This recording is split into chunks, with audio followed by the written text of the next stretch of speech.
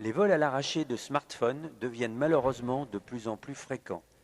Même si l'on est très prudent, c'est toujours par l'effet de surprise d'un appel entrant que l'on sort de sa poche l'appareil très convoité. Et c'est souvent dans un environnement hostile que l'agression se produira en quelques secondes. Voici donc la solution. Récupérez un vieux portable qui dort dans vos fonds de tiroir et intégrez une oreillette Bluetooth bon marché. Ainsi, lors d'un appel entrant, vous répondrez avec cette relique qui ne fera pas de jaloux et votre smartphone assurera la connexion en toute sérénité à partir de votre poche. La première opération va consister à démonter le vieux portable. Une boîte de tournevis à embout miniature s'impose. Enlevez la carte mère et conservez uniquement la carte supportant les contacts du clavier. Comme le nombre des contacts du clavier souple ne sont pas exploitables, il va falloir percer cette carte et y inclure des mini-switches dont le nombre dépendra des fonctionnalités de l'oreillette Bluetooth à intégrer. Généralement, 4 seront largement suffisants. Après avoir soigneusement ajusté les découpes, il faut s'assurer que les inters sont bien en regard des touches souhaitées.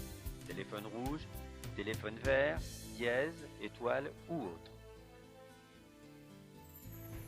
À ce sujet, on aura intérêt à utiliser la même logique que l'on trouve sur les téléphones, en s'assurant que, par exemple, le téléphone vert fait la prise de ligne, le rouge va pouvoir arrêter la conversation, et si on veut arrêter l'appareil, on peut utiliser le chiffre 0, par exemple.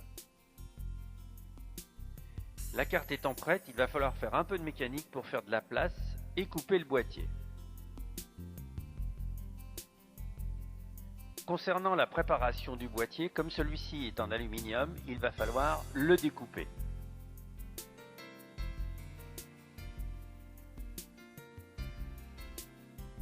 Cette opération est un peu plus délicate et nécessite un étau, une scie à métaux.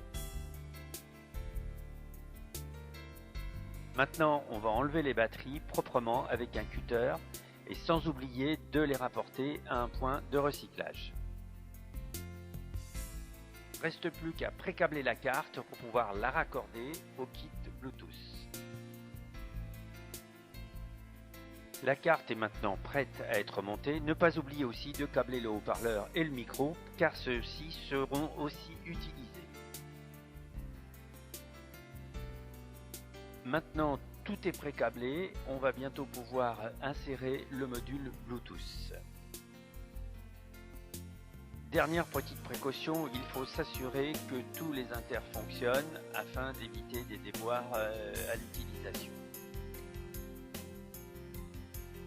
Voici la partie la plus difficile du montage. Il va falloir faire correspondre chaque fil à chaque fonction de la petite oreillette Bluetooth que l'on est en train d'insérer.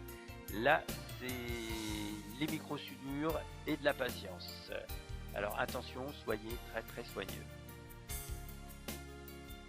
Voici l'opération terminée et personne ne peut se douter que dans le vieux téléphone Bouygues réside une carte oreillette Bluetooth. Après une mauvaise soudure, le tout fonctionne parfaitement.